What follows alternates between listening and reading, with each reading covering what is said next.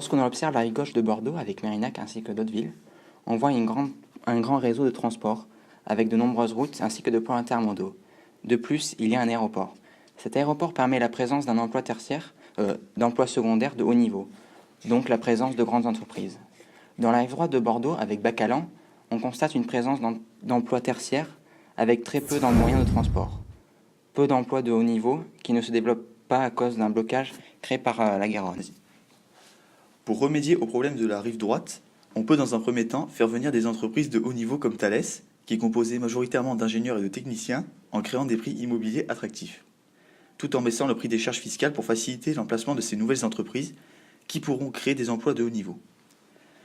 Le grand manque de transport de Bacalan peut être allégé avec la création d'un pôle intermodal, avec des navettes pour traverser la Garonne, ce qui enlèverait le blocage du fleuve. La construction d'un pont peut être également envisageable pour remédier à ce problème.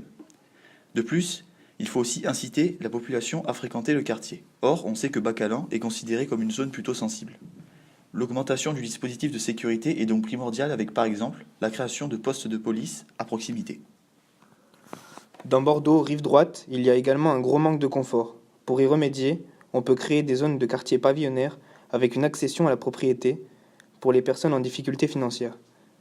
Pour redynamiser le quartier et faire en sorte que les riches et les pauvres cohabitent, des aménagements peuvent être mis en place comme des écoles, des hôpitaux, ainsi que des clubs sportifs variés, Zumba, yoga, qui font créer de nouveaux emplois. Des éventuels événements de quartier, tels que des repas, voire des cinémas en plein air, ou même des jeux ludiques gratuits, pour créer une sorte de convivialité entre ménages aisés et moins aisés.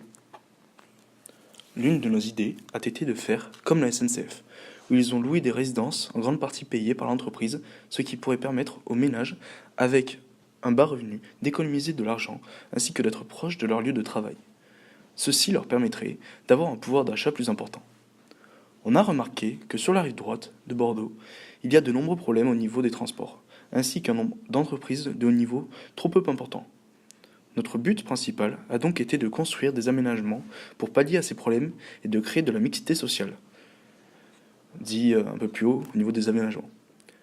Tous les arguments et idées que nous avons énoncés peuvent être de bonnes solutions aux problèmes de mixité sociale dans la métropole bordelaise, qui depuis des années et des années ne s'était pas développée au niveau de la rive droite.